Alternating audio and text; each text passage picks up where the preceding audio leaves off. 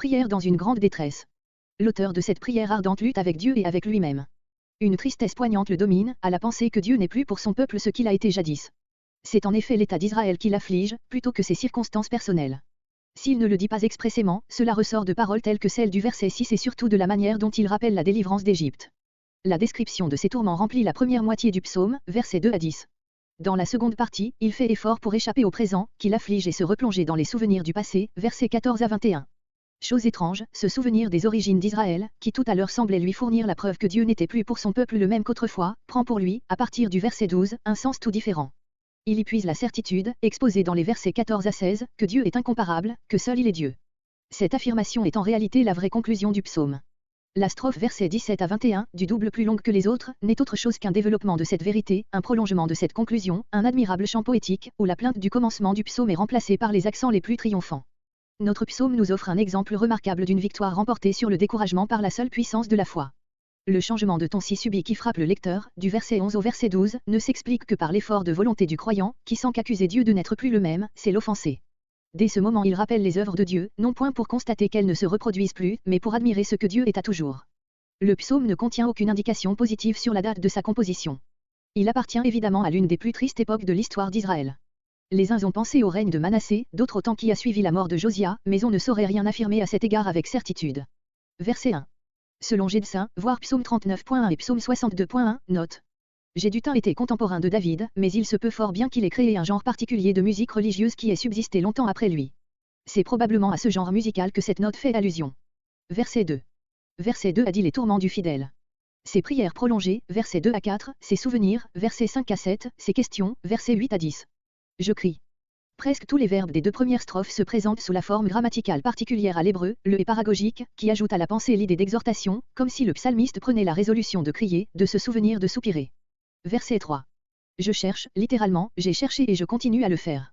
Il y a longtemps que le psalmiste prie, sans obtenir de réponse.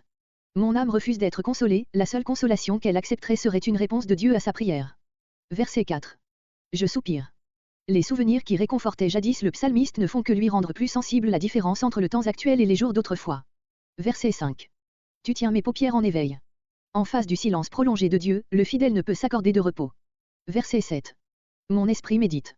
Le contenu de ces méditations est exposé dans la strophe suivante. Verset 8. Verset 8 à 10. Toutes les questions exprimées ici supposent des choses impossibles et qui semblent pourtant réelles. L'âme angoissée expose, sous forme interrogative, les conséquences qu'il faudrait tirer de la situation présente, si elle se prolongeait.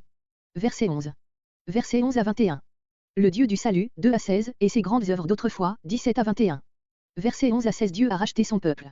La droite du Très-Haut n'est plus la même. Ce n'est plus une question, mais une affirmation, la crise est à son point le plus aigu, le doute semble avoir triomphé. Mais par sa netteté même une telle déclaration aide au psalmiste à reprendre pied sur le terrain de la foi. Dès ce moment, il se jette tout entier dans le souvenir des grandes œuvres de Dieu, qui révèlent non seulement ce qu'il a été, mais ce qu'il est à toujours. Verset 14. Ta voix est sainte, Hébreu, dans la sainteté. Les voies de Dieu, sa marche à travers l'histoire et la manière dont il conduit son peuple, ont paru incompréhensibles au psalmiste. Maintenant, à la lumière du passé, il constate qu'elles sont infiniment élevées au-dessus des pensées de l'homme. L'élément dans lequel Dieu se meut est la sainteté, qui condamne tout ce qu'il y a de coupable, d'égoïste, de mesquin dans la conduite de l'homme. Quel Dieu est grand comme Dieu. Comme celui qui seul a le droit de s'appeler Dieu. Verset 15. C'est toi qui es Dieu, littéralement, tu es le Dieu unique, le seul vrai. Cette vérité, exprimée déjà au verset précédent, sous une forme un peu différente, est affirmée ici dans toute sa force. Comparez Ésaïe 43.10, Ésaïe 44.6, etc. Verset 16.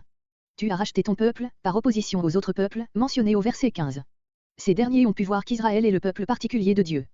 Comparez Deutéronome 7.6, Tite 2.14. Les fils de Jacob et de Joseph. La version chaldéenne paraphrase ce verset comme suit, les enfants que Jacob a engendrés et que Joseph a nourris. Le jeu d'instruments qui se fait entendre maintenant prélude à l'hymne grandiose par lequel va se terminer le psaume. Verset 17. Verset 17 à 21. Le chemin frayé dans la mer. Le souffle poétique si puissant et les images hardies de cet hymne rappellent le chapitre 3 d'Habakkuk. Les hôtes ont vu la mer rouge, personnifiée, pressant que quelque chose de grand et de redoutable va se passer à son égard, par l'intervention de Dieu lui-même. Comparez psaume 114.3-5, Habakkuk 3.10. Verset 18. Verset entre 18 et 19. Les nuages, le tonnerre, la terre, sont de même personnifiés, comme autant d'agents concourant à l'œuvre divine, toutes les forces de la nature sont appelées à servir Israël et à perdre ses ennemis.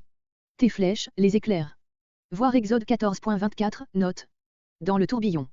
Le sens premier du mot hébreu Galgal est roue et c'est le mot qu'emploient les anciens traducteurs, dans ou sous la roue, il s'agirait des roues du char de l'Éternel. Comparez Habakkuk 3.8. Cependant il est d'autres passages, entre autres Psaume 83.14, où le mot hébreu signifie bien, tourbillon. Verset 20. Tes traces ne furent point reconnues, signe non moins remarquable de la puissance de Dieu que tout ce qui précède. Dieu ébranle le ciel, la terre, la mer et pourtant toutes choses reprennent comme d'elles-mêmes leur cours naturel, Exode 14.28. Verset 21. Tu as conduit ton peuple. L'action de Dieu ne s'est pas bornée à sauver Israël d'une grande détresse, elle s'est continuée dès lors, comme celle d'un berger qui conduit son troupeau. C'est par cette image reposante, fréquemment employée dans les psaumes d'Asaph, que se termine le cantique. L'application aux circonstances présentes se produit d'elle-même dans l'esprit du lecteur.